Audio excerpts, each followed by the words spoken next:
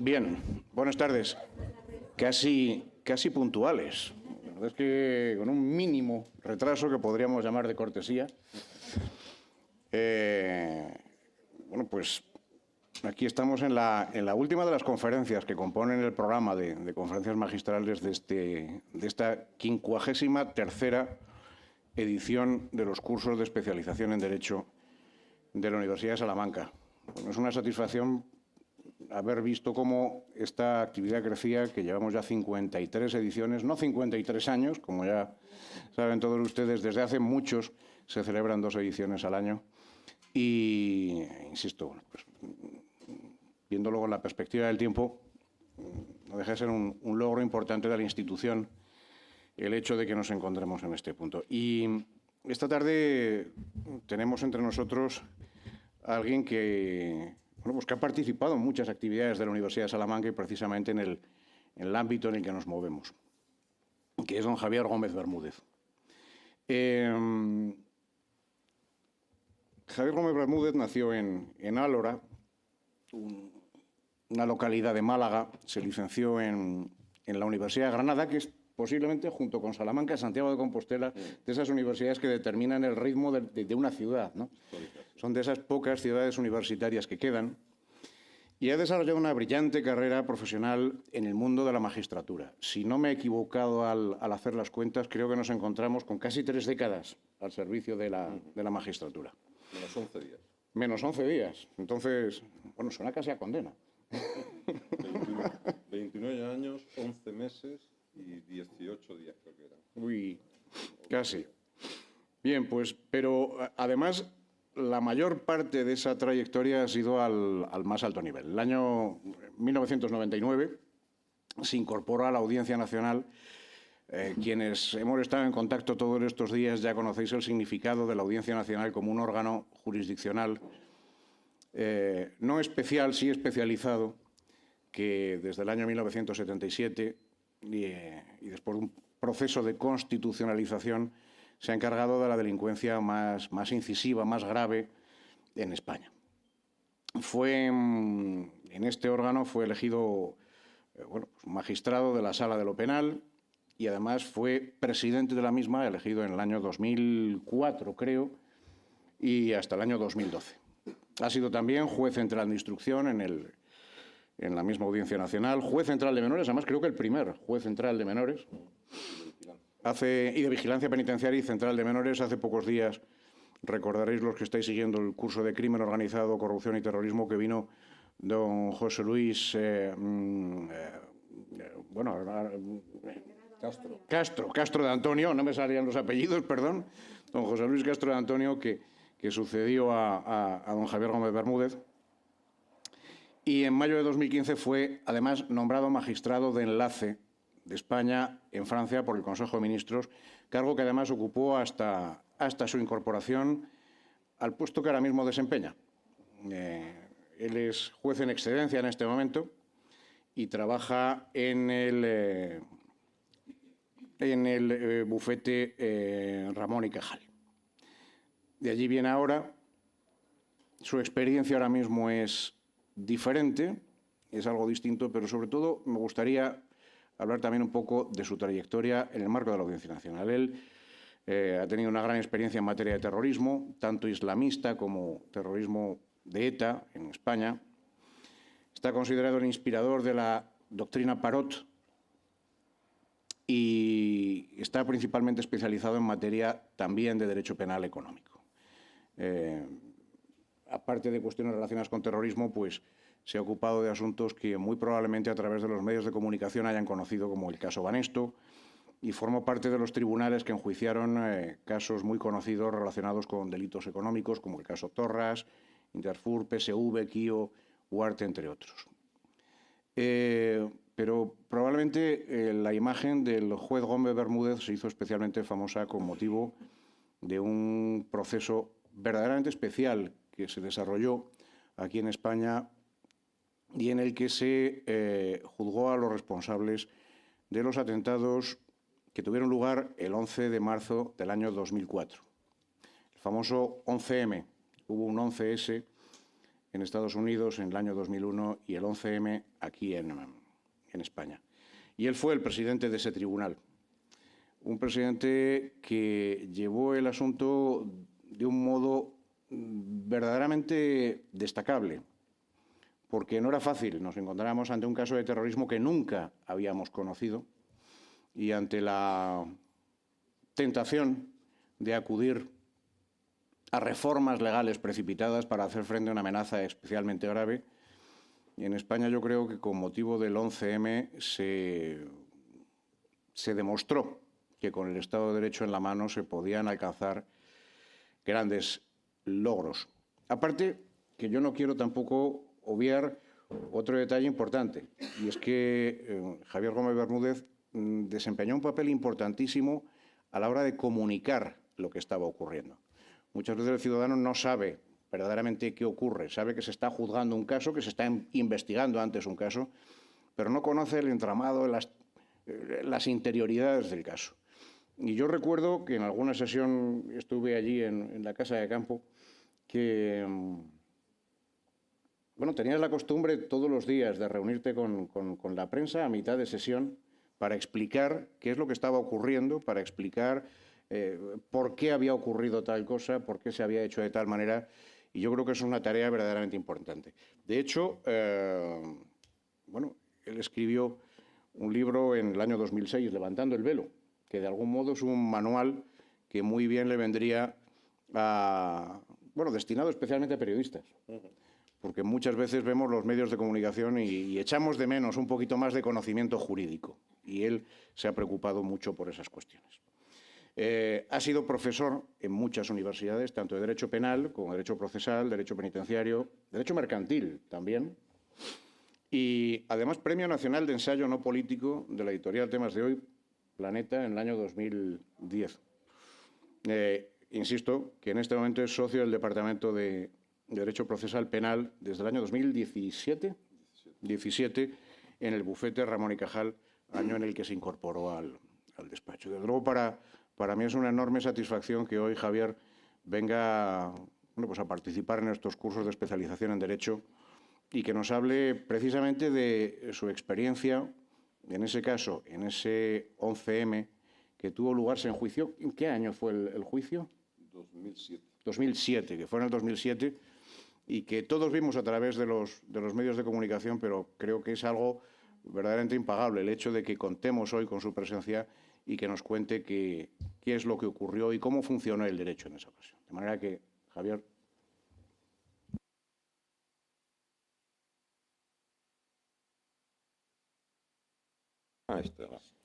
Buenas tardes, antes de nada. Gracias, Eduardo, como siempre. Miente mucho cuando habla de mí, pero bueno. La verdad es un placer volver a Salamanca, aparte de que es una de las ciudades más bonitas del mundo. Es un sitio tremendamente agradable y donde se siente, como ha dicho Eduardo, que es una ciudad universitaria del saber, del conocimiento. Aprovecho para recomendarles a todos, porque estamos en unos tiempos donde la monitorización es todo, un pequeño ensayo de Ondine, que era un filósofo y pensador italiano que murió el año pasado, fue premio Princesa de Asturias de Humanidades el año pasado, que se llama La utilidad de lo inútil. Son 100 paginitas, filosofía en estado puro, porque explica la importancia del saber sin estar pensando en lo que va a sacar uno de beneficio. Y entonces yo creo que es una buena base para todo el mundo, para juristas, para psicólogos, para cualquier persona que tenga un mínimo de sentimiento y de humanidad. Bueno, dicho esto, lo primero, les ruego que me interrumpan continuamente, es decir, no esperen que yo acabe mi discurso. Si tienen dudas, me interrumpen, hablamos, discutimos y por donde discurra el río, pues iremos. En segundo lugar, yo no voy a darles una charla o un discurso sobre los derechos fundamentales del acusado, sobre los principios procesales, o al menos no así, porque eso ya lo tienen en los libros, eso no aporta nada. Yo lo que pretendo a través de, teniendo como vehículo conductor el proceso y los terribles atentados del 11 de marzo de 2004 en Madrid, es enfocarles de otra forma al mundo del derecho, en especial el mundo del derecho penal, para que vean que los principios de la institución, los principios se aplican de muchas formas, pero la fundamental es que el derecho penal, todas las ramas del derecho, pero el penal en particular, tiene que ser comprensible para el ciudadano. Tiene que llegarle al ciudadano y tiene que convencer al ciudadano de lo que se está haciendo. Podemos hablar mucho de presunción de inocencia, de valoración de la prueba. Eso no sirve para nada a efectos del ciudadano.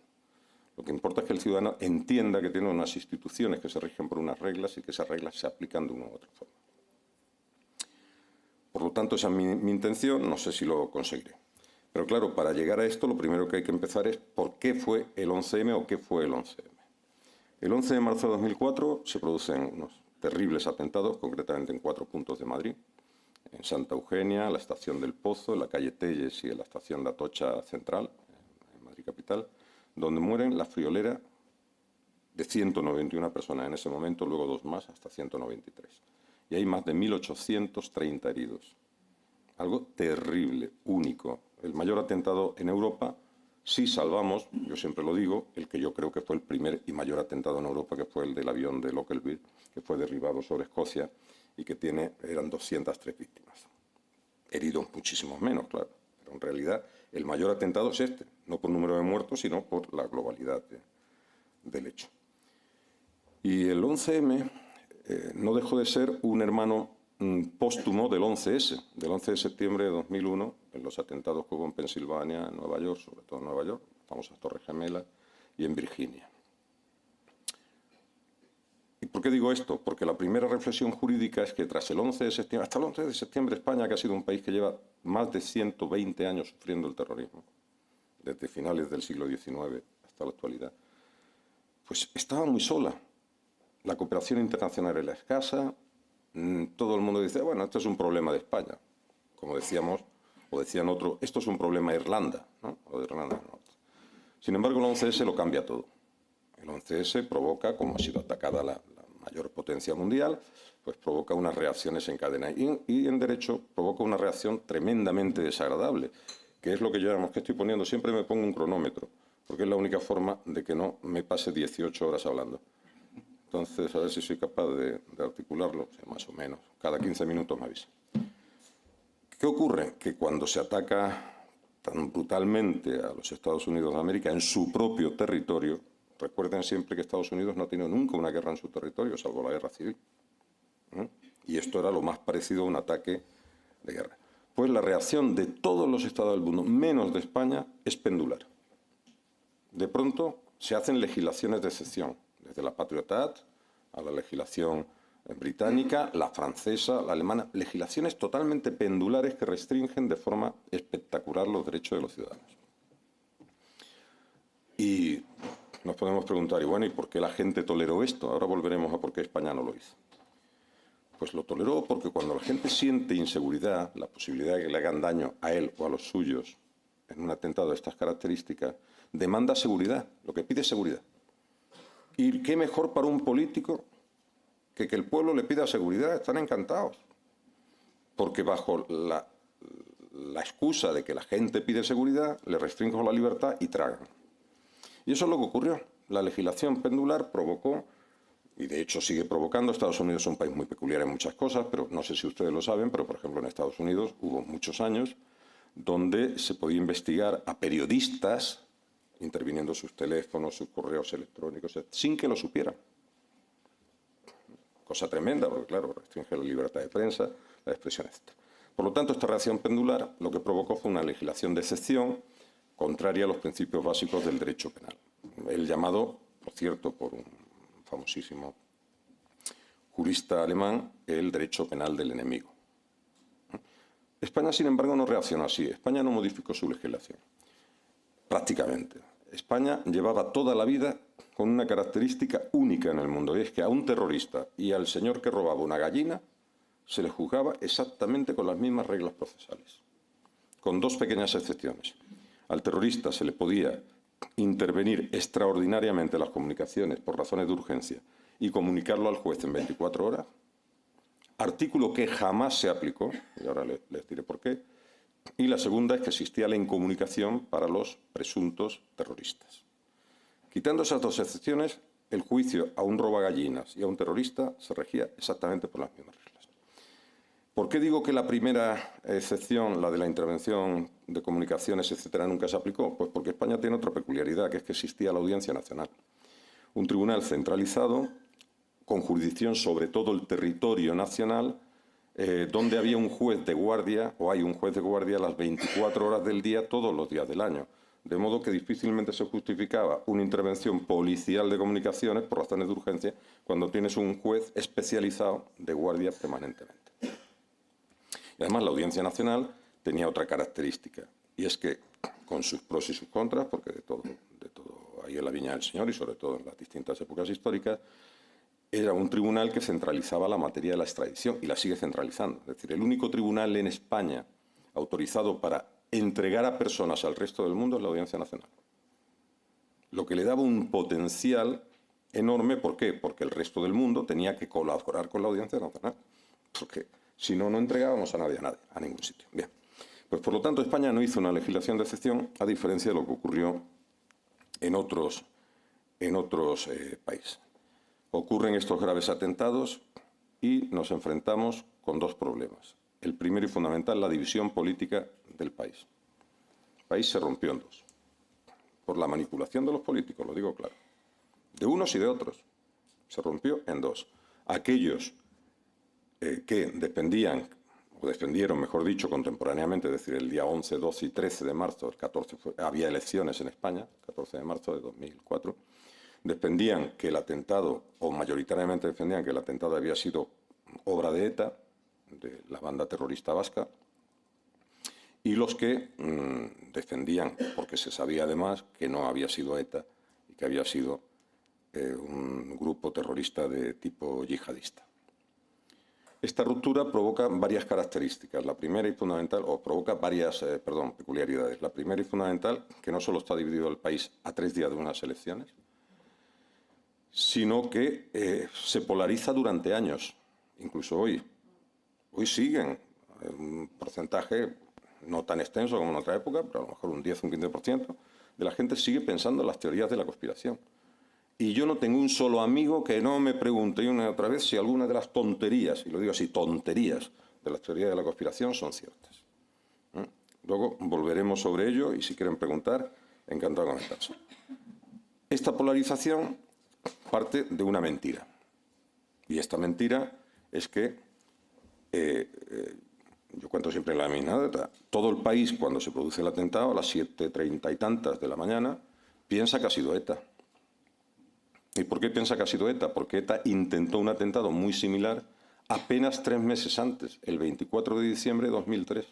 El día de Nochebuena de 2003, ETA coloca 50 kilos de dinamita, iban a ser 100, pero 50 no llegaron a entrar en el tren, en el expreso Irún-Madrid, con la idea de que explosione la estación de Chamartín a las 7 de la tarde del día 24 de diciembre, lo que hubiera sido una catástrofe tremenda. Claro, las primeras reacciones no lo consiguieron en Navidades, lo han conseguido 3 meses después. Además, la cercanía de las elecciones hacía pensar que tenía que ser un grupo muy enterado de lo que era la realidad española, la política española, etc. Pero esta versión, a todos los profesionales, incluido yo, que cuando estaba afeitándome, siempre oigo la radio mientras me afeito, cuando me entero de los atentados, acelero, vivía muy cerca de la audiencia, me voy a la audiencia, nos encontramos allí los compañeros y todos pensábamos que era ETA, a las 8 de la mañana. A las 10:30 no había un juez serio en la Audiencia Nacional que pensara que era ETA. Y les voy a decir por qué. Les parece una tontería enorme. Se vincula, se dice que es ETA y la gran teoría, la primera gran estupidez de la teoría de la conspiración, es que si el explosivo es Titadín, una marca como otra cualquiera, como si se llamara Ebro o se llamara Renault, Titadín, que es una marca francesa, era el explosivo utilizado por ETA. Si el explosivo era Titadín, era ETA. Si el explosivo no era Titadín, podemos discutir que no es ETA. Una tontería contra cualquiera. Pues bueno, pues da la casualidad de que en la estación de Atocha, los técnicos de desactivación de explosivos, cuando están sacando todo lo que ha quedado en los trenes destrozados, encuentran un artefacto explosivo sin explosionar. Y automáticamente llegan los TEDAX, los técnicos especialistas en desactivación de explosivos, y el operador número 1, los TEDAX son binomios, siempre van 2. El operador número 1, el que se acerca al explosivo, el número 2 está atrás, bien con el robot, bien controlando otras situaciones. El operador número 1 se acerca, abre la bolsa Y dice literalmente, esto es goma 2. Y van a decir, hombre, y ese hombre, qué sabio, ¿no? ¿Cómo lo sabe? Pues por el color. La goma 2 es blanco roto, tirando a beige. El titadín es rojo sangre. Simplemente el color, a un experto le dice, esto no es titadín, pero no porque él pensara en titadín o no en titadín, dice, esto es una dinamita goma y va a ser goma 2, por el color, etcétera, etcétera. Bueno, aquí no insisto en esta parte que es poco técnica desde el punto de vista jurídico, pero es para que se sitúen en la confrontación que había en España en ese momento y la gestión política que se hizo de los atentados y que ha costado tan durísimamente a España. Ha costado muchísimo en todos los aspectos. Pues imagínense si partimos de aquí,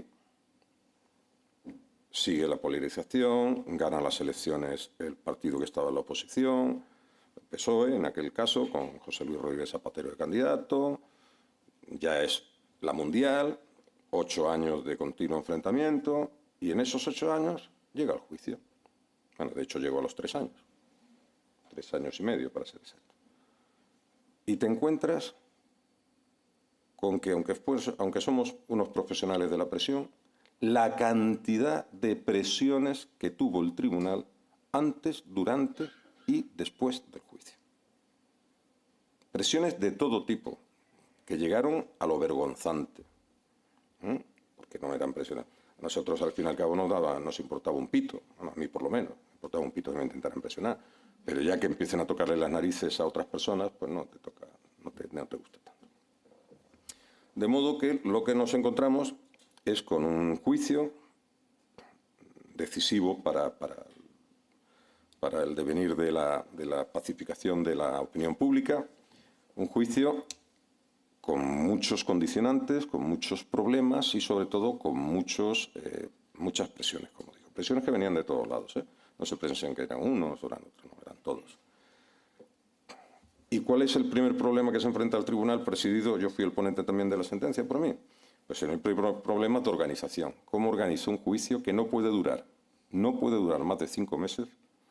Porque si no, se pasaba el plazo de prisión provisional máximo, que son 4 años, y quedarían en libertad los que estaban presos. Con el estado en el que estaba España y con todos estos condicionantes. Bueno, vemos los datos, lo primero que hago es analizar los datos y dices, ¿cuántas partes procesales hay? 54 abogados, entre abogados y fiscales. Concretamente eran 26 defensores, 23 abogados de la acusación particular, había un montón de abogados de acusación particular, intervinieron 5 fiscales y 2 abogados del Estado. Pero como los fiscales no estaban permanentemente, solían haber 2, 3, por eso digo que en total 54. Lo segundo, te encuentras con un procedimiento que en su pieza principal tiene 93.000 folios. 240 tomos aproximadamente, 93.000 folios. Y de documentación más de 300.000 folios. De acuerdo que, hombre, somos profesionales y sabemos descartar la morralla, pero... ¿Qué? Y todos detrás. Sí, todo. Bueno, eso ahí detrás fue un poco atrezo para que quedara bonito. Pero en definitiva me refiero que aunque desbroces, al final te quedan un mínimo de 10-15.000 folios esenciales. Mínimo. Claro, esto era un reto mayúsculo, hasta entonces no se había dado. ¿Y qué es lo que hacemos entonces en organización? Pues lo primero que hacemos, como es natural, bueno, había 29 acusados, que no lo he dicho, 9 españoles, aunque no eran del núcleo central de los atentados, habían colaborado en el tráfico de explosivos, etcétera, menos uno, Emilio Suárez Tasorra, que fue condenado como cooperador necesario. Había 29 acusados y, menos estos 9 españoles, había de Marruecos, Argelia, Siria y Libia. Bueno, ante esto, lo primero que piensas es, ¿cómo se maneja esto? Con tecnología. No se puede manejar de otra forma. Si vamos al bolígrafo y a leer, y entonces el gobierno se volcó, eso es lo cierto. El juicio costó en números redondos, sin contar los sueldos de la gente que estábamos allí, costó más de 3 millones de euros, que es muchísimo dinero, porque había que hacer algo tecnológico. Y lo primero que hicimos, ¿qué es? ¿Para qué queremos la tecnología? ¿Para lucirnos? No, para garantizar el derecho de defensa. El derecho de defensa tanto de los acusados como de las acusaciones, porque ambas partes tienen derecho de defensa. Y tenemos que darle un instrumento que les permita controlar el sumario a una velocidad impensable Y aunque sean unos melones, es decir, aunque no tengan gran preparación, que no era el caso porque fueron magníficos, sobre todo los abogados de oficio, lo digo públicamente siempre que puedo. Total, que, bueno, a mí siempre me han gustado mucho estos cacharros, estas tonterías, ¿no? Aunque ya con la edad, pues cada vez soy menos tecnológico, pero siempre me ha gustado mucho estas tonterías. Entonces yo le propuse al entonces ministro de Justicia, le dije las necesidades que tenía, lo que necesitaba para sacar el juicio adelante, y que teníamos... ¿Ve? Ya me está avisando el primero. Y que tenía que... Es que tengo 3 trozos de 15 minutos, entonces... Bueno.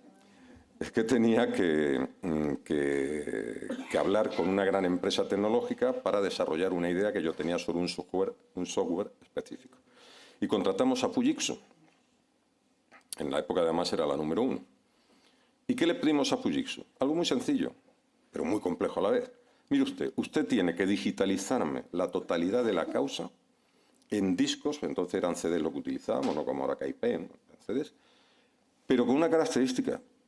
El CD tiene que tener un buscador, cada CD un buscador, que permita al abogado, al fiscal o al juez controlar todas las páginas del sumario en menos de 5 segundos. Es decir, yo quería ver algo y decía página 1572. ¡Pum! Salía la página. Y ustedes me dirán, ¿y esto para qué? Hombre, muy fácil, porque ¿cómo puedo yo...? Y tener un buscador por palabras también. Pusiera lo que pusiera, me salía de mi cliente, por ejemplo, podía salirme pues, todas las citas que había de mi cliente. Se investigaron más de 50.000 números de teléfonos. ¿Cómo se estudia eso si no es con una arma, con un instrumento tecnológico avanzado? Es imposible. Y este buscador permitía además buscar por terminaciones. O sea, metía los 3 últimos números de un teléfono y te lo discriminaba. Y luego, si te quedaban 15, porque había 15 que tenían los 3 números iguales, ya discriminabas entre 15, no entre 50.000. Es decir, era una herramienta poderosísima que lo que pretendía era asegurar el derecho de defensa de las partes. Y, hombre, y del tribunal. Pero no se quedó eso ahí. Hasta entonces, y la legislación de la totalidad de los países, menos España, que la cambió a raíz de este juicio, cuando hay gente o hay personas acusadas o no acusadas que no entienden o no tienen como lengua materna el español, pues tienen derecho a estar asistidos por un intérprete. Claro, un problema. ¿Cómo garantizo yo no solo la veracidad de la traducción? Porque, claro, es un señor sirio, que no sea una papa español, que viene aquí a declarar. Incluso hablaron se me ha olvidado, un dialecto de Irán muy famoso, el Ursu, no me acordaré. ¿Cómo lo hacemos? Pues necesitamos traductores. Pero problema, si la traducción, como se hace normalmente, es convencional, es decir, sucesiva, yo hablo mi idioma, el traductor traduce al español, yo pregunto en español, el traductor traduce al idioma, le contestan, el juicio se nos iba de las manos. Y por primera vez en la historia se utilizó traducción simultánea en un juicio de estas características. Con otro problema técnico, necesitábamos tener unas cabinas homologadas según las normas de la Unión Europea, porque aquí todo eran problemas. O sea, no valía tener allí al tío no, tenía que tener una cabina homologada con unas condiciones de seguridad, en fin.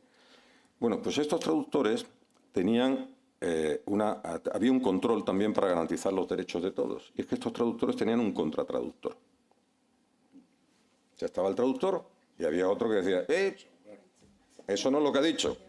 O a mí me parece que no es lo que ha dicho. Y se abría un pequeño debate, una pequeña ventana en la que se decidía cuál era la traducción correcta. ¿Todo esto para qué sirve? Para garantizar los derechos. No sirve para otra cosa, sirve para garantizar los derechos. Tengan en cuenta que pasaron 650 testigos, 98 peritos, aparte de los 29 acusados, etcétera, y que era, bueno, complicado. Entonces llega lo que fue la parte más difícil para mí, porque mis miembros, mis compañeros de tribunal, no se opusieron, pero como gente inteligente que son, pues ponían pegas, oye, vamos a estudiar esto. Y es la transparencia. Con un país dividido, con un atentado de estas características, con las víctimas hechas polvo, la cantidad de familias afectadas, el juicio tenía que ser un juicio en una sala de cristal. Se tenía que ver absolutamente todo. Principio de publicidad, no difusión. Y aquí voy. ¿Cuál es el principio de derecho procesal penal? La publicidad. Pero la publicidad se cumple con que yo dé acceso a la sala de vistas a cualquier ciudadano que se presente allí y cumpla las normas de orden público, sin más. ¿Viene una persona o no viene ninguna? Como yo permito el acceso a la sala a quien llegue y cumpla las normas de orden, ya está cumplido el principio de publicidad. Aquí necesitamos algo más, la difusión, que no es lo mismo que la publicidad. Si yo retransmito un juicio a puerta, con la puerta cerrada y no permito el acceso a la gente, he infringido el principio de publicidad. Cuidado. Pero si yo permito que la gente esté en la sala y además lo difundo por televisión, no infrinjo ningún principio. Ahora, la difusión, sobre todo en directo, como lo hicimos, y a través de Internet a todo el mundo, y con la señal institucional que la daba la propia sala de lo penal, tenía un pequeño problema, o tenía algunos problemas, me decían mis compañeros, oye Javier, ¿y la intimidad de los testigos y la identidad de los testigos? ¿Cómo se soluciona esto? Con técnica otra vez. La sala era mucho más grande que esta, pero bueno, la sala tenía 4 microcámaras instaladas en sitios clave. En mi espalda, si esto es el tribunal aquí, otra en el fondo y 2 laterales. Si llegaba un testigo que no era conocido, porque vamos a ver, si llegaba, ¿qué le digo yo? Aunque ha fallecido, por poner un ejemplo que todos conozcan. Me imagino que todos conocieron a don Emilio Botín, al banquero del Santander. Si iba a comparecer don Emilio Botín, no había que respetarle nada de su intimidad, porque era sobradamente conocido. Pero si llegaba Pepe el del bar, no tenía por qué estar su imagen comprometiendo su intimidad e incluso su seguridad. Por lo tanto, las normas eran muy fáciles. Si el testigo, que las daba yo, claro, como presidente, si el testigo no era una persona sobradamente conocida, solo se tomaba una imagen con la cámara del fondo, de espaldas. Y además se difuminaba, se hacía con tal distancia que era incluso difícil reconocerlo de espaldas, reconocer el perfil. Porque la distancia era bastante y no utilizábamos el zoom, sino que se dejaba a larga distancia. Si era un personaje conocido, se dejaba su imagen sin ningún problema. Y, muy importante también, el tribunal estaba completamente expuesto a las cámaras. No se cortó ni un segundo. Los jueces sin cara, que los ha habido en muchos países, especialmente en Colombia, por motivos que todos conocen, los jueces sin cara son inconstitucionales. Un juez está obligado a soportar que su imagen sea pública y que su actuación sea pública, porque la difusión nos da otra gran ventaja, y es el control del juez. El juez se sabe visto y ya se templa. No como yo el primer día, que monté una que pagué. Tremenda, pues le eché una bronca a un pobre abogado, a Enrique Zulueta, que es un magnífico abogado, que bueno, se montó un poco. Entonces, eso es un control que tiene el ciudadano sobre los jueces, porque ve cómo actúan y pueden luego escrutar si su actuación ha sido correcta o no, si ha habido alguna motivación, etc. Claro, este sistema de difusión inmediata a través de Internet a todo el mundo, que se hizo a través de una empresa que a cambio de no cobrar nada, tenía el derecho de poder editar luego esas imágenes. La imagen era institucional a través de Televisión Española y la daba la sala. Pero había un pequeño riesgo. Bueno, y si hay un incidente en medio del juicio, estamos difundiéndolo en directo y ocurre algo grave, otra vez técnica. ¿Por qué pensamos en esto? Pues por una razón también, está muy desagradable. En un juicio que había habido unos meses antes, bueno, unos años antes, contra la cúpula de la Guardia Civil de Inchaurrondo, el general Galindo en concreto, contra altos cargos del gobierno, desde un ministro hasta un secretario de Estado, etcétera, etcétera, etcétera, por el secuestro de don Segundo Marey, que era un ciudadano hispano-francés, en su vida había roto un plato, pero lo confundieron con un miembro de ETA y lo secuestraron para sacarle teóricamente información. Pues en este juicio, perdón, me he confundido, no, fue en el juicio de Lasa y Zabala, por el secuestro y asesinato de Lasa y Zabala, que eran 2 miembros de ETA.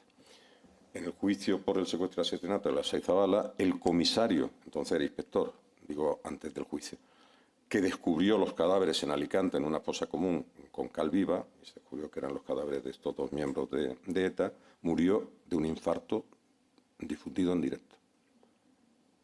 Literalmente, declarando en la sala, se desplomó y murió, y estaba retransmitido a todo el mundo. Bueno, otro inconveniente, ¿cómo lo evitamos? Con técnica otra vez, botones. Yo tenía 3 botones. Uno que cortaba la señal, si fuese necesario, nunca fue necesario, y otros 2 muy divertidos. Uno callaba todos los micrófonos, que había 53 micrófonos. callaba a todos y amplificaba el mío. Con lo que allí, si se desmadraba a alguien, pues rápidamente hacía yo así, ¡buah! Era la palabra tal y cual. Y no se oían sus quejas, oía más mi voz, ¿no?, diciendo esto, ¿no? Que no dejaba de ser un mecanismo un poco... Y otro que no tenía nada que ver, que era para avisar al técnico, porque teníamos al fondo de la sala, en una ventana, a un técnico de audiovisual, que era el que a mis instrucciones proyectaba una señal u otra, hacía una cosa u otra. Bueno, pues la transparencia, a través de la difusión y la publicidad, pretendía además otra cosa importantísima, y es demostrar que el tribunal era completamente imparcial. El país estaba tan dividido que todo el mundo dudaba del tribunal. A mí me llamaron, cuando yo me hago cargo del 11M de presidente y ponente, decían que era el tío más fascista del mundo. Yo ya no estaba en la fachosfera, ¿no? Yo estaba en la trasfachosfera. Sin embargo, cuando acaba el juicio, como la sentencia no le gusta a los conservadores, era el tío más rojo del mundo, ¿no? Ni rojo ni no, yo he sido conservador toda mi vida, ¿y qué tiene que ver? Como lo era el resto del tribunal, porque el tribunal del 11M era un tribunal conservador, de ideología conservadora.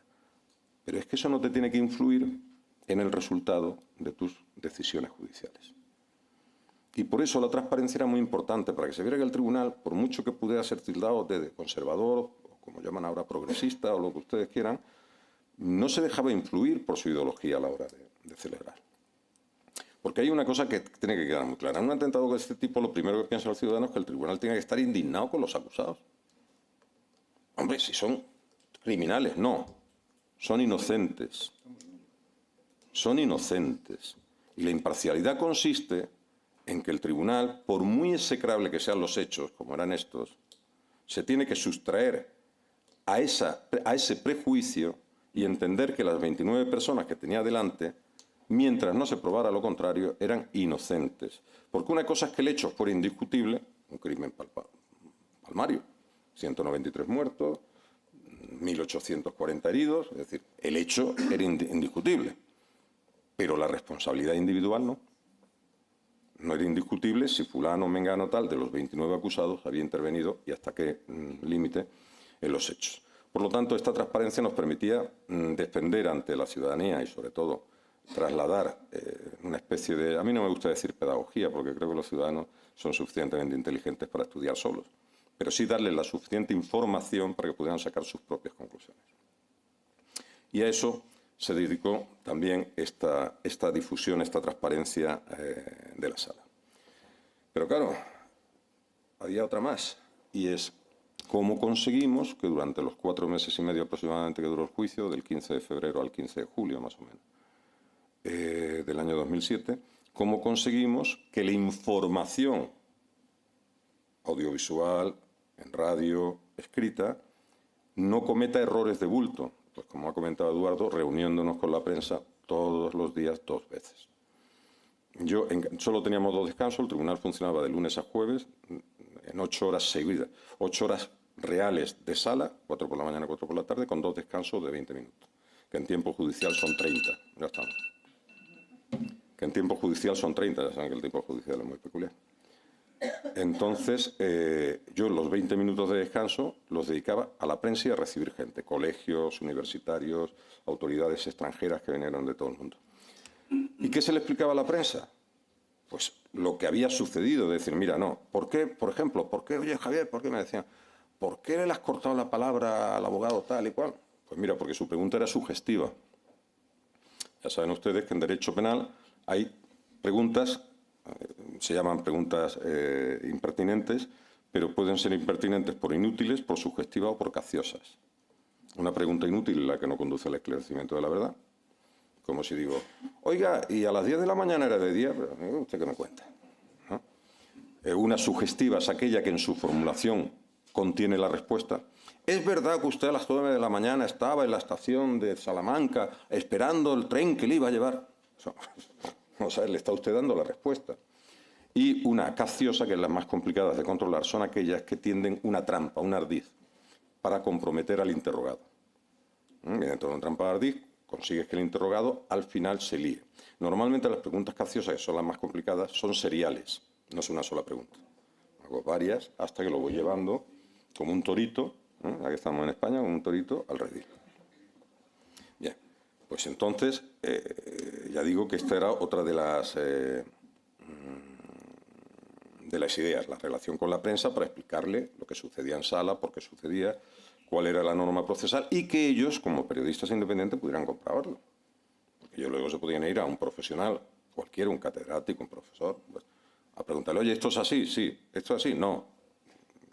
Pero necesitábamos esa credibilidad que nos daba aquello. Tengan en cuenta que dentro de lo que era el recinto de la sala de juicio había 160 periodistas acreditados y fuera había 240 audiovisuales de todo el mundo. Teníamos, por cierto, monitorizado las entradas que se hacían en todo el mundo para ver el juicio, porque esto nos daba luego una información valiosísima para el trabajo antiterrorista. Por ejemplo, si veíamos que en un determinado momento del juicio había muchas entradas en Siria, Libia, Irán, o donde sea, esto se trasladaba a los servicios de información y de inteligencia, que ellos lo tenían también porque tenían acceso. ¿Por qué ha ocurrido esto? Para tener información. O sea que tenía muchos matices. Estas relaciones con la prensa no se limitaban solo a la prensa, también a las partes. Voy a ir acabando, pues, a las partes. ¿Por qué? Porque yo creo que un derecho inalienable del ciudadano víctima y del ciudadano familia de un acusado es tener información de primera mano del tribunal, no de mi prima, no del tribunal. ¿Qué ocurre cuando uno se relaciona continuamente, yo lo hacía, con las partes? Pues que corres un riesgo, que otra parte sospeche que te estás venciendo. Solución, muy sencilla. Yo cuando iba a hablar, por ejemplo, con las víctimas, porque me lo pedían ellas, queremos hablar con usted. ¿Me llevaba a quién? Al fiscal, a un abogado de la acusación y a un abogado de defensa. Se acabó. Tenía uno de cada parte y, por lo tanto, teníamos controlado que vieran y que supieran que no se hacía nada que fuera inapropiado. Esto lo agradecieron mucho tanto los familiares de los acusados como las víctimas, pero sobre todo porque yo creo que llegaron a comprender la complejidad de lo que se estaba haciendo, lo complicado que es el dolor que tú sientes, porque lo sientes, porque es humano, por la víctima, y sin embargo la dureza de tu corazón respecto al acusado en el sentido de mantenerte imparcial y que ese dolor no se transforme en un prejuicio. Y así transcurrió el juicio en absoluta paz durante los 4 meses y medio de juicio. España no estuvo dividida. Ni un solo medio de comunicación criticó el juicio, salvo algún detallito puntual. Es decir, hubo una cierta unanimidad en que se estaba haciendo justicia. Luego ya, pero claro, llega la sentencia. Y esto ya son palabras mayores. Porque, ¿qué? Esta sentencia es una sentencia muy pequeña para lo que es el asunto. La escribí yo, son 800 y pico folios más otros 40 adicionales, que es nada. No es nada, No, si quitan ustedes los 250 folios de antecedentes de hecho, le quedan 150 de hechos probados, 250, churro. Además le escribí parte en la playa, con mucho gusto. Digo en el sentido que por lo menos me dejaban en paz, eso sí, con 12 setas alrededor. Le comentaré una anécdota. Mi entonces mujer, que no voy a decir el nombre, pero que es periodista, y una magnífica periodista, antes de irnos de vacaciones, pero que yo no tenía vacaciones, yo me iba con 4 ordenadores, con todo, con todo. Pues se fue, me dijo, me voy a ir al Corte Inglés a comprar unos bikinis. Me decía, pero si tienes 8 bikinis. No. Y volvió con 12. Digo, ¿pero para qué quieres 12 bikinis? Dice, vamos a ver, Javier, el ratito que vayamos a la playa, que tú vayas a la playa, yo iba muy temprano, a las 9, a las 10 me iba a trabajar y volvía a la última hora de la tarde y me iba a trabajar. El ratito de la playa vamos a tener 10 o 12 escoltas en la playa. Y cada vez que nos levantemos me va a estar mirando el culo. Por lo menos que pueda cambiar de bañador. Y es verídico, no me lo estoy inventando.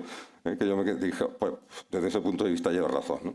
Porque yo era como setas. O sea, además, eran muy discretos, Camiseta de manga la sisa, riñonera. Era imposible. Bueno, a lo que iba. Llegamos a la sentencia y la sentencia planteaba un gran problema. Que las sentencias tienen que ser razonadas, otro principio básico del derecho procesal penal. Tienen que ser motivadas y estar razonadas. Razonar no es contar tu vida. Razonar es explicar de forma comprensible por qué has llegado a una determinada conclusión con la prueba practicada en el juicio. Y miren ustedes, razonar sobre tonterías es dificilísimo. sea, lo peor de esta sentencia es que tenía que desmontar las llamadas teorías de la conspiración, porque muchísimos abogados, incluso de acusación, planteaban tesis de la teoría de la conspiración dificilísimas de desmontar. Era un desgaste psicológico tremendo. Les pongo varios ejemplos porque son curiosos y además porque son así. También introduzco otros conceptos procesales, pues ya verán que con el tonteo lo que voy introduciendo algunas ideas claras de lo que es el sistema, ¿no? O pretendo. En Leganés se suicidan el 3 de abril de ese año, de 2004, se suicidan, si no recuerdo mal, 8 miembros del núcleo fundamental del grupo yihadista. Aleke Malamari, los hermanos Koyak Acha, el chino, Serhan, que era llamado el tunecino, en fin. ¿Qué? Se suicidan durante un asalto a la policía. Entonces resulta que esto se les localiza escondidos el 3 de abril en un piso allí en Leganés, la calle Martín Gaite. Los GEO intervienen, pero con la desgracia de que cuando ponen un explosivo para detonar la puerta y entrar a detenerlos, al detonar ese explosivo, los terroristas detonan la dinamita que les quedaba. Y ahora les contaré otra anécdota porque es terriblemente dura, pero humana. Y hay que entender cómo la vida tiene... En la vida hay que tener suerte. Las cosas como son. O por lo menos no tener mala suerte. Bueno, pues en esa explosión, una astilla perfora la femoral de Francisco Javier Torronteras, subinspector de los GEO, y muere. Es la víctima 192. La 193 es Laura Vega, que estuvo más de 10 años en coma profundo en un hospital hasta que finalmente la pobre murió. Francisco Javier Torronteras, GEO, o sea, un policía de altísima especialización, ese día tenía que estar en Málaga. ¿Por qué? Porque habían secuestrado, ¿se acuerdan ustedes de Melody? Pues se había localizado dónde podía estar y un grupo de GEOs se desplaza a Málaga. Yo soy de Málaga, además. Resulta que en ese grupo era el grupo de Francisco Javier Torronteras. Pero se había comprado un piso en Madrid. Y tenía que firmar la escritura ese lunes. O ese martes, no me acuerdo, ese miércoles, ese jueves. Y entonces le pide a sus superiores, oye, pues cámbiame con otro del grupo porque así puedo yo firmar la escritura y yo intervengo en lo que haga falta, sin saber que tenía que intervenir en Leganés, claro, que eso fue luego. Y perdió la vida. En la vida hay que tener, al menos, no mala suerte. Bueno, a Francisco Javier, además, la sentencia tuvo una consideración muy especial porque le consideró víctima del terrorismo, lo que era fundamental para que su familia cobrara una indemnización, etc. Bueno, pero me refería al Leganés por lo siguiente. Tesis de los abogados. Lo de Leganés es mentira. No se han suicidado, los han suicidado. Decía, pero bueno, ¿y usted en qué apoya esto? No había sangre en las paredes. Ya, 2 objeciones, no había paredes. Porque se fueron a tomar por saco. Pero segunda objeción, la dinamita, esta, además el tipo coma, deflagra a 3.000 grados. A 3.000 grados, ¿qué queda? Polvo. No queda nada. Es que había un terrorista que tenía el chándal puesto al revés. Pues mire usted, si era un atentado, o sea, si ha sido un montaje también planificado, hay que ser subnormal. Se le pone derecho, incluso con marca. Cosas así. ¿Cómo en una sentencia razona uno esto? Cuesta mucho trabajo. Y luego, la peor de todas, no se hicieron las autopsias. Vamos a ver, una autopsia, en puridad una necropsia, porque estaban muertos, ¿no? Se puede llamar de las dos formas, no tiene nada que ver. Cuando es la autopsia legal, tiene solo un objetivo, o 3 objetivos. Determinar si la muerte ha sido natural, accidental o voluntaria. Y si ha sido voluntaria, si ha sido autolisis, si ha sido por un tercero. Se acabó. Lo demás no es objeto de una autopsia legal. Y, tradicionalmente, la autopsia legal se abre en 3 cavidades, la craneal, la torácica y la abdominal. Y decían los abogados esto. Es que no se ha hecho la autopsia porque no se le ha abierto el cráneo ni el tórax. Claro, si no tenía tórax ni cráneo, ¿dónde lo busco? O sea, si había cuerpos literalmente descuartizados. Pero además es que es indiferente. Si se ha producido una explosión y yo forense, examino físicamente a los cadáveres que hay allí, determino que la causa de la muerte es un trauma por explosión. No necesito hacer más. Sí se hizo más porque se tomaron muestras para probar que no estaban drogados, que no tenían, o sea, muestras de vísceras, etc. Como esta, 40 teorías de la conspiración. Otra, buenísima, que yo no sabía cómo contestar a estas cosas. un abogado introdujo en el escrito de defensa la fotografía de lo que él llamaba un temporizador Sagartué. No sabía bien que era un tipo de temporizador utilizado por ETA. Cuando yo veo, llevaba ya unos años yo jugando terrorismo como para saber lo que era un temporizador. Cuando yo veo la imagen del temporizador, digo, sí, coño, esto es un temporizador de lavadora. Sí, sí, se puede usar para hacer una bomba, pero es un temporizador de lavadora, no el Sagartué. ¿Cómo explica uno eso en la sentencia? Lo mismo, el tal, los peritos, tal igual. Bueno, hubo, por ya acabar con las anécdotas y porque es un tema de prueba... Las cintas de la Orquesta Mondragón. ¿Qué? Las cintas de la Orquesta Mondragón. También. Bueno, una cinta, sí, una cinta, no sé si como no todos son españoles, en el norte hay una cooperativa de empresas muy importante que se llama Cooperativa Mondragón, que fabrica electrodomésticos, fabrica muchas cosas y que además da mucho trabajo y es un negocio muy próspero. Entonces, para vincular también el hecho con ETA, en una furgoneta Renault Kangoo que se interviene en Alcalá de Henares, que había sido utilizada por los terroristas, se difunde en la prensa al día siguiente que había una tarjeta de visita de la cooperativa Mondragón, como si ser vasco fuera ser terrorista. No, era una cinta de la Orquesta Mondragón. Un cassette.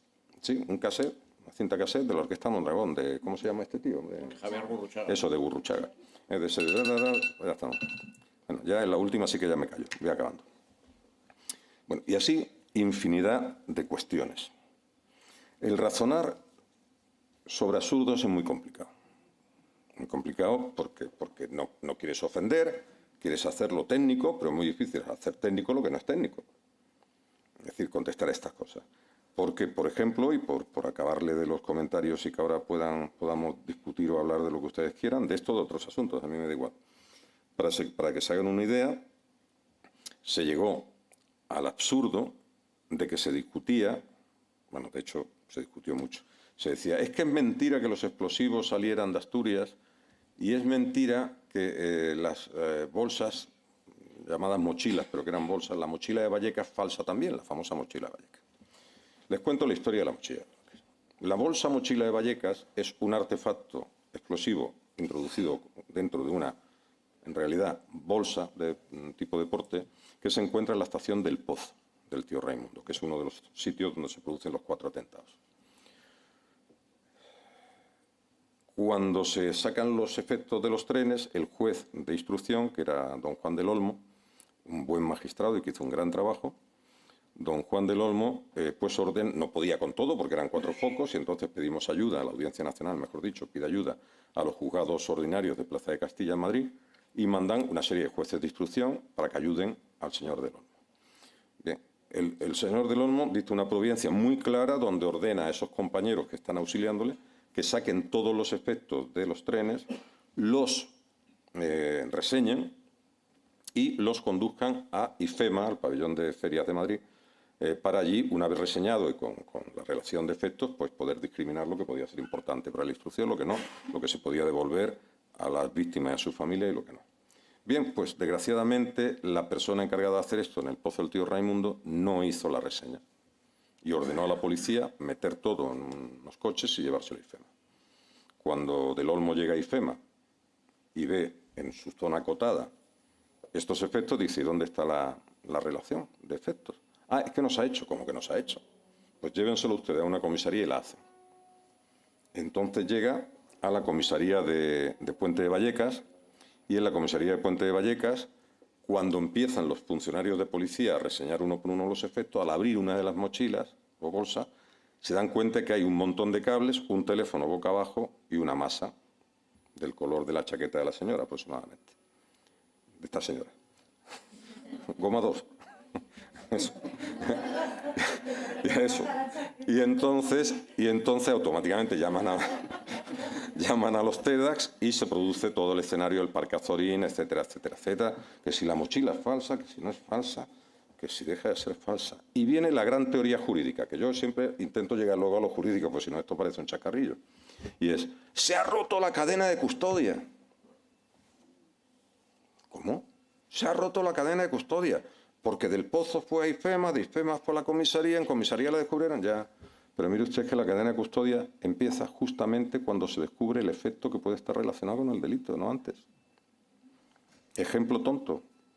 No lo voy a hacer. Si yo mato a Eduardo ahora y la pistola la tiro al Pisuerga, que pasa por Valladolid, y no se descubre hasta dentro de 3 años, ¿se ha roto la cadena de custodia? Evidentemente no. Pues bueno, contestar esto que es tan sencillo cuesta mucho. Le dice, ¿cómo explico yo que la cadena de custodia empieza como el dolo? Es que mi cliente no tenía intención de... Pero mire usted, vamos a ver, porque el resultado no fue el que se dice... El dolo concurre en el momento de la acción, no del resultado. Si yo analizo el dolo en el momento del resultado, el derecho penal depende del azar.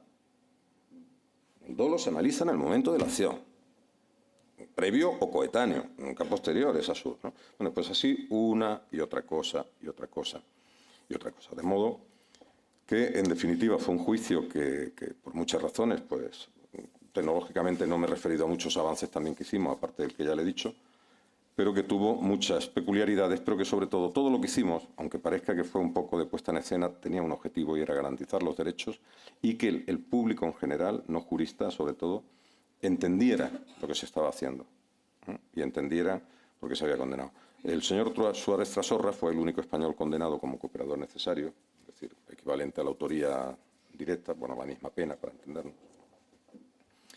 Y le tiré por desmontar otra teoría de la conspiración que durante años estuvo negando que él lo hubiera hecho, lo que la sentencia dice que hizo.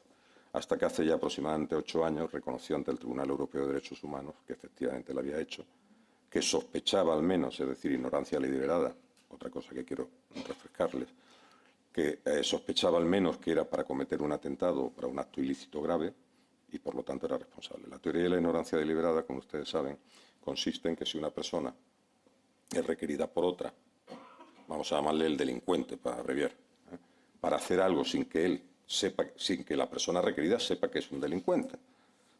Pero es extraño, por decirlo así, lo que le pide y la compensación que recibe por lo de que le pide, tiene obligación de indagar qué hay detrás. Ejemplo en el 11M. Los chicos que transportaron parte del explosivo de Asturias a Madrid a cambio de cobrar unos euros, el bocadillo y el autobús, se incurrieron en ignorancia deliberada. Nadie te da 200 euros o 500 euros, billete de autobús y comida para que transportes una maletita con 20 kilos cuando por Segur sale muchísimo más barato, o por cualquier mensajería.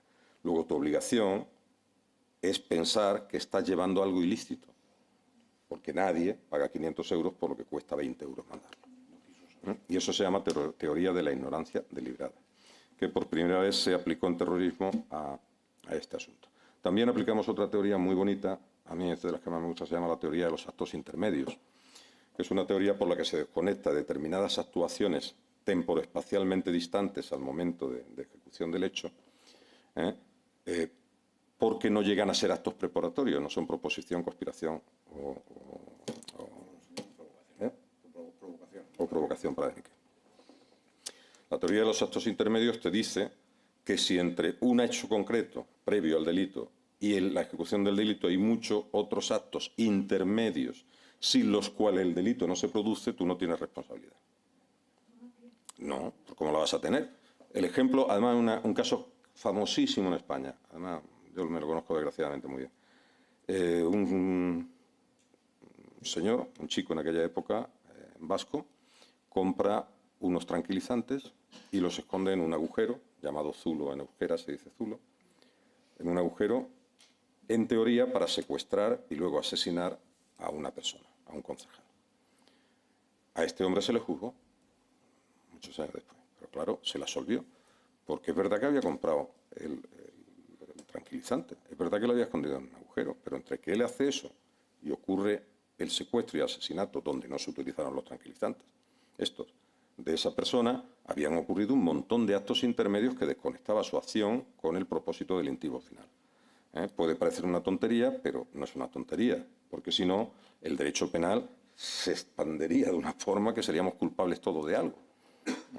Lo mismo que, gracias a Dios, el casualismo ya ya decayó, porque claro, en el causalismo la abuela podía ser, en un principio la abuela podía ser culpable. Definitiva, yo no me extiendo más, me pongo a vuestra disposición para lo que queráis, preguntas, dudas, de esto, de otro caso, lo que queráis, más técnicas, menos técnicas. Tú eres...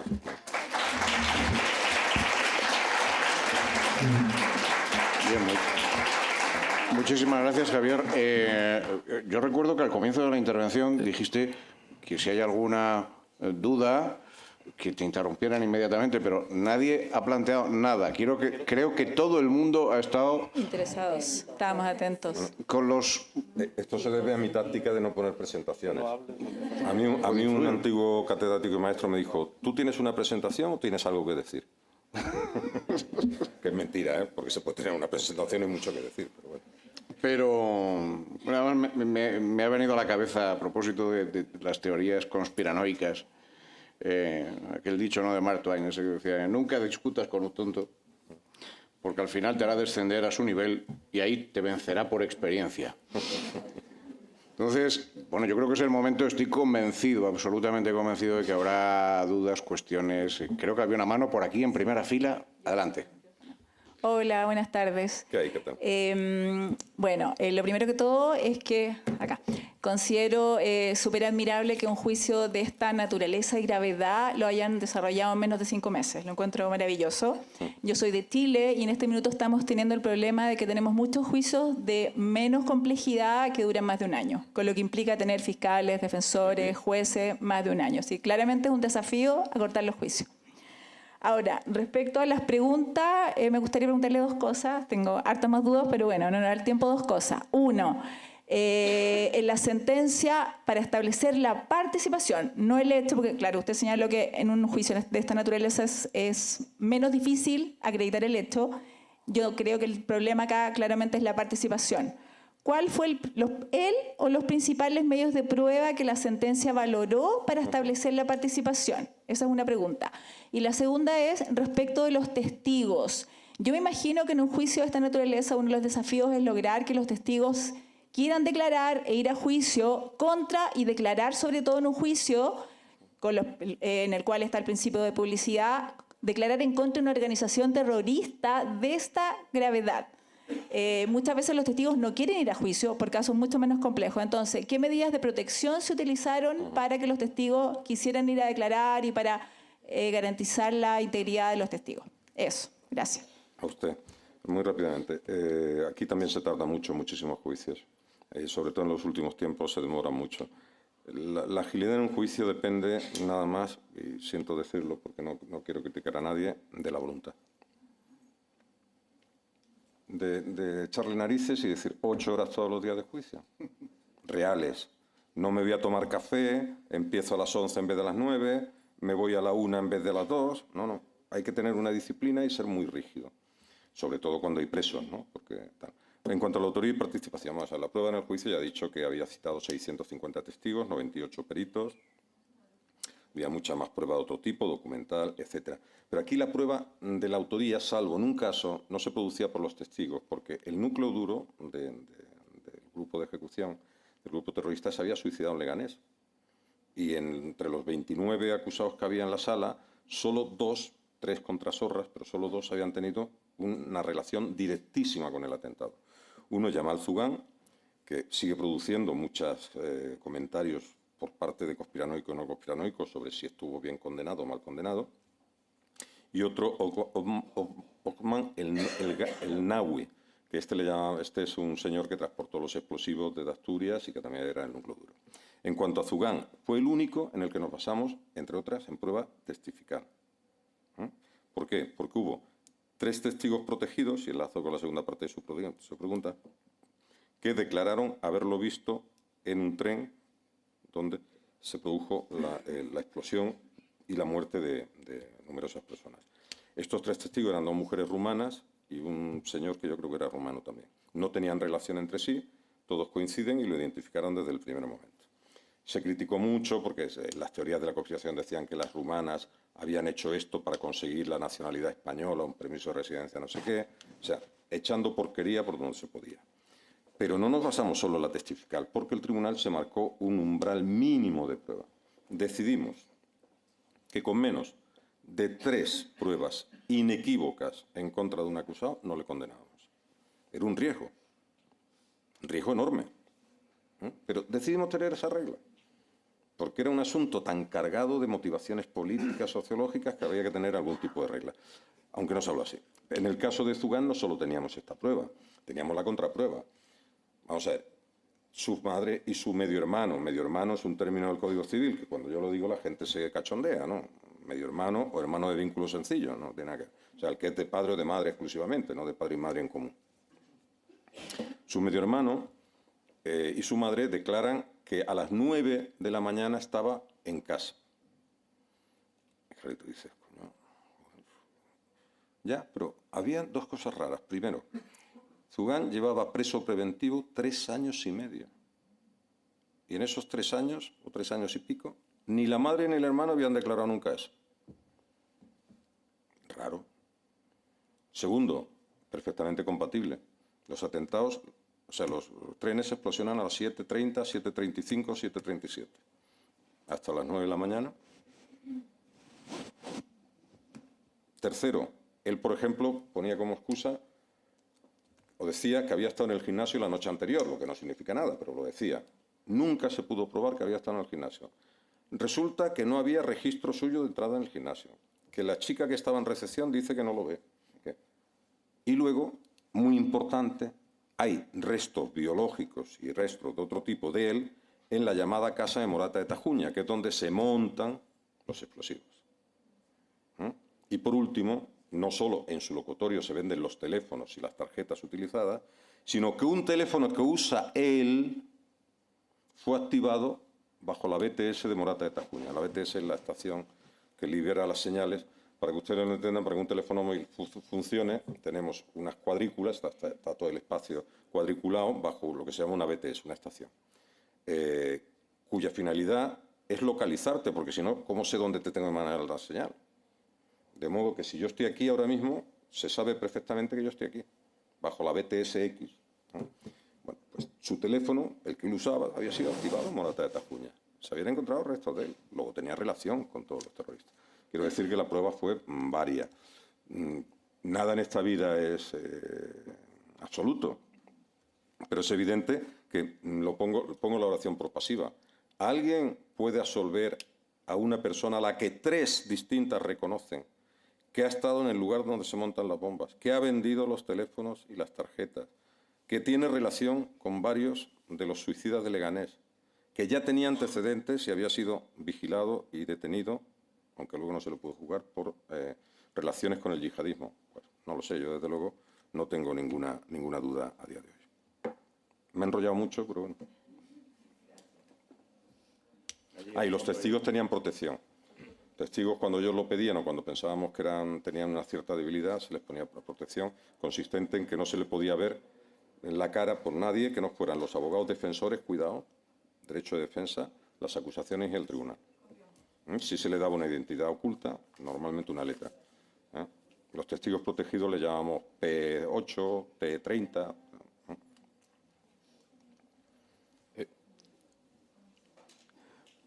Buenas tardes.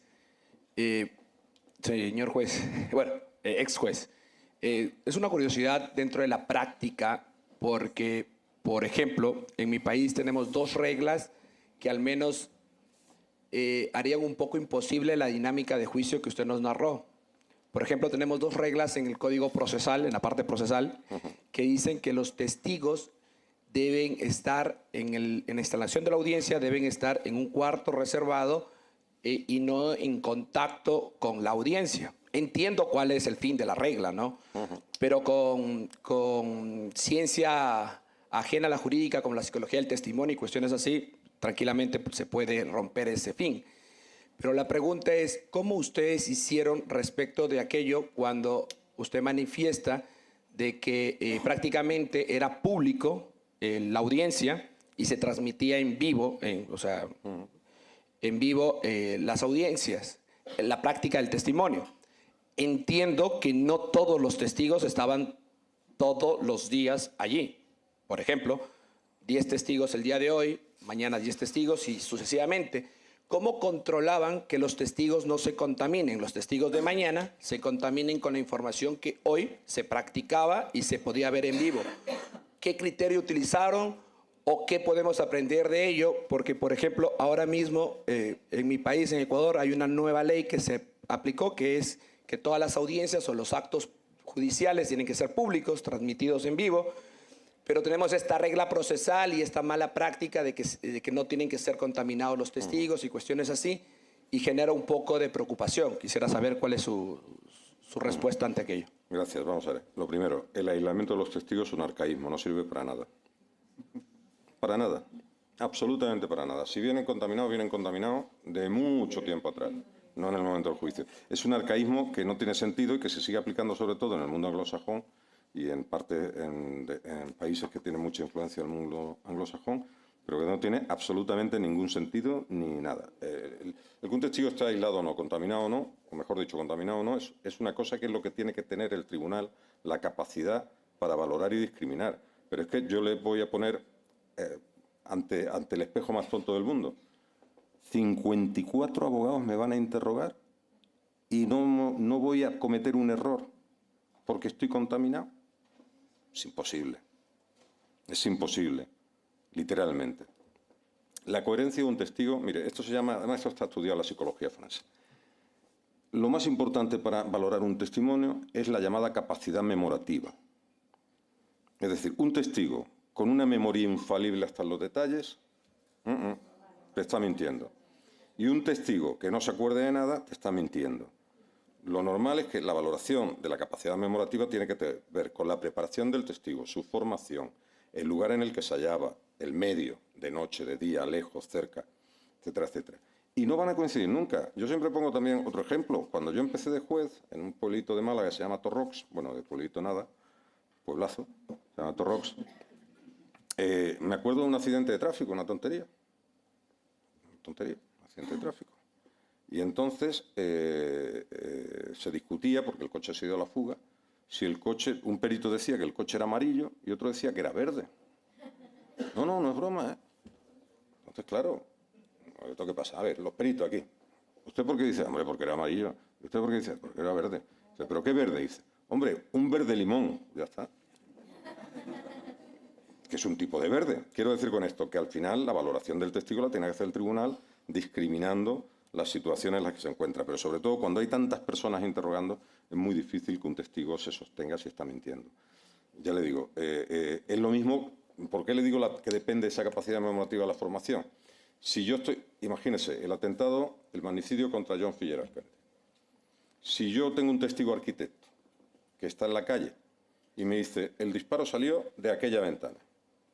Ese testigo tiene mucha más calidad que un testigo profesor de escuela que dice, el tiro salió de aquella ventana. ¿Por qué? Porque la visión espacial del arquitecto, por su formación, presumiblemente es mayor que la del otro. Es decir, son factores de valoración, no tiene más vuelta, ¿no? Igual que otra praxis, que esta es muy típica de la Europa continental, no del mundo anglosajón, que es que, y además se lo digo que no lo permitan, en España ya se está corrigiendo, que es que el acusado tiene derecho a estar en continuo contacto con su abogado. Y tiene que declarar el último, no el primero.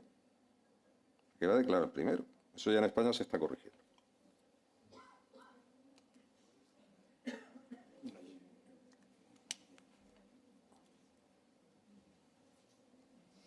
¿Qué tal? Buenas tardes. Mi pregunta era respecto a las penas, cuáles habían sido y si es que tienen un tratamiento especial en el sistema penitenciario los responsables de este tipo de delitos, ¿cuál es? Gracias. A usted. Mire, el fiscal pidió para 7 de los acusados, no se caiga, 270.600 años. Mucho me parece. Mucho me parece. Me pareció escaso. Porque tenga en cuenta, claro, la gente cuando se dice esto dice, pero qué tontería, si nadie vive tanto. No es ninguna tontería. No es ninguna tontería, vamos a explicarlo. Primero, hay un límite que se llama límite de cumplimiento por razones de humanitario. En España es verdad que tras diferentes reformas ya se pueden cumplir un máximo de 40 años en prisión, ¿no? De 40, que se asemeja, bueno, la prisión permanente revisable en menos de los 40 años, cuidado. Se puede revisar a los 15, a los 20, a los 25.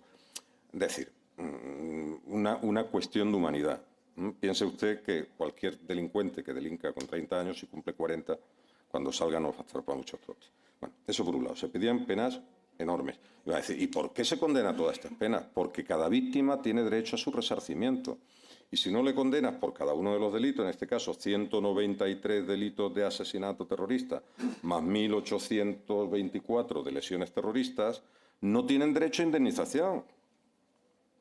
Tienes que condenarlo uno a uno, por lo que ha hecho a cada una de las víctimas. Esa es una de las razones. Luego hay correcciones penológicas, como le estoy diciendo. De ahí que estas cifras sean tan exorbitantes. Beneficios, no. En este tipo de delito depende del tribunal el prohibir que se le apliquen beneficios penitenciarios. Depende del desarrollo, depende de muchas cosas. Por lo que yo sé, porque ahora ya estoy desconectado de esto, quedan solo presos, me parece son 3 o 4, creo que 3. No, quedan 3 nada más. Creo que 3 presos quedan nada más. Y a esto no se les ha aplicado nunca, ni a ninguno de los que ha habido, beneficios penitenciarios de ningún tipo, por la magnitud del atentado. Aquí hubo otra cosa que se me ha olvidado comentar, más que olvidado es que no hay tiempo para todo. Y otra novedad de este juicio es que establecimos unos criterios de indemnización a las víctimas únicos. Por primera vez en España se adoptaron unos criterios muy especiales. Por ejemplo, había un mínimo, ahora lo podríamos comparar con el mínimo vital, la pensioncita esta que dan. Había un mínimo para todas las víctimas. ¿Por qué? Por el daño psicológico. Este juicio estuvo en prensa, siempre se revictimizara, ¿no? Y luego hubo 11 categorías según los daños que tuvieran las víctimas, desde la muerte hasta lesiones leves, y según las categorías se iba indemnizando. Pero bueno, básicamente lo que le he dicho es lo de antes. Goma 2 está pidiendo la palabra otra vez. Ah, no, la pidió antes. Goma 2, no. No, es que lo mío es muy cortito. Me estoy acordando ahora. Perdón. Que es cortito. Me estoy acordando ahora cuando dice que se tuvo un tratamiento exquisito en cuanto a la difusión en los medios, ¿verdad? Era muy mediático y había tanta presión por todos los lados. Y quizás un poco se había aprendido del antiguo juicio de la colza, puede ser, porque aquello también fue unos juicios, macrojuicios, que nadie quedó contento, que fue, ¿sabes? Entonces Sí. igual, tomando un poco de ejemplo de lo que no había que hacer del pasado. O sea, la colza fue... Sí. La colza es un envenenamiento masivo por venta de aceite de colza, eso se llama el caso. La colza es un aceite industrial, pero se podía consumir también para uso humano, siempre que no esté desnaturalizado. Se vendió aceite de colza haciéndolo pasar por aceite de oliva en los mercadillos, en sitios para gente con pocos recursos, sí, hace mucho tiempo. Y provocó pues casi 22.000 afectados, con gente con enfermedades terribles, muertes, etc. Bueno, el juicio de la colza fue un hito, fue un gran juicio. En una época, estamos hablando del año 80, 1980 y poco, en el juicio de la colza sí se dieron muchas cosas bien. Por ejemplo, fue pionero en la difusión. No como el nuestro, porque no había esos medios, pero la colza también se le dio mucha difusión, mucha publicidad, etc. Y luego la ejecución fue tremendamente complicada. El juicio de la colza no tardó mucho, a lo mejor 4 años, 5, no tardó mucho. Lo que sí tardó mucho es en acabarse de ejecutar, porque había que indemnizar a 22.000 personas y el sistema que se utilizó para indemnizar, yo ya estaba en la Audiencia Nacional cuando los últimos años de la ejecución de la colza, que lo llevaba una magnífica magistrada que se llama Manuela Fernández Prado. Pero era todo un proceso muy lento porque había muchos intentos de fraude, había muchos problemas. Entonces las indemnizaciones es lo que tardó mucho. Pero el juicio no, el juicio fue un juicio brillante y en un plazo razonable. Aunque les voy a confesar un secreto. En el juicio de la colza se condenó por lo que entonces se llamaban faltas, ahora sería un delito leve, a un funcionario. Hombre, por Dios. Se le condenó para que pudieran cobrar las víctimas. Para que pudieran cobrar las víctimas, porque los condenados no tenían un duro. Entonces hubo que condenar como responsable civil subsidiario al Estado. Yo esto no lo apruebo, lo digo claramente, porque a mí me parece que eso es hacer trampas al solitario, pero entiendo la razón de justicia y total, la pena que le impusieron fue una multita, tampoco fue... Pero bueno, yo creo que no me vale la excusa, es decir, si no, pues no tiene responsabilidad, pues no la tiene. Señora Goma 2. La vamos a llamar Titadín y Goma 2. Bueno, buenas tardes y excelente exposición y claridad. Con respecto a la sentencia, ¿fue apelada? ¿Fue impugnada? Y más allá de la excelencia que creo, por lo que usted comentó, de la procedencia del tribunal, ¿en algún momento se barajó la hipótesis de la procedencia de un juicio por jurado? No. Este tipo de delitos están excluidos de la ley del jurado. No son juicios que se puedan celebrar ante jurado. Hay un catálogo en el artículo 5 de la ley del jurado de los delitos competencia del jurado. Aparte que yo lo digo también muy claro, el jurado en España es una gran mentira. Es una gran mentira no por los ciudadanos, que benditos sean, son colaboradores al máximo, sino porque vale, juicio con jurado, pero luego tengo apelación ante un tribunal profesional, que es el Tribunal Superior de Justicia de cada comunidad autónoma. Y luego contra esa sentencia, casación ante el Tribunal Supremo, otro tribunal profesional. Entonces, ¿para qué quiero jurado? Por ejemplo, ¿no? Cuando el jurado es muy útil para algunas cosas, por ejemplo, cuando los delitos tienen elementos socialmente interpretables, ¿no? Porque eso tiene que ser el sentir de la población el que valore si ese elemento normativo del tipo se da o no se da, ¿no? En cuanto a la sentencia, sí, fue objeto de casación, se puede imaginar. Y el Tribunal Supremo confirmó absolutamente todo lo relativo a los atentados, y es verdad que periféricamente absolvió a un señor que era de Ceuta, era periférico, era un colaborador muy periférico, no tenía nada que ver con los atentados, y modificó algunas otras partes de la sentencia, pero flecos que no tenían que ver con el núcleo duro de los atentados. Lo que es los atentados del 11M se confirmó íntegramente. Bien. Bueno, llevamos un buen rato, son las 8:25. Yo no sé si hay una duda ahí. Yo creo que hacemos una última pregunta. Venga, vamos allá, vamos allá. Muchas gracias. Bueno, teniendo en cuenta que este juicio fue un juicio público y que obviamente va a haber una presión desde el punto de vista de los periodistas y de la gente, ¿cómo se garantiza realmente que el juez no vaya a verse permeado por esto y que quizás vaya a verse presionado justamente por la opinión pública y por lo que piense la gente?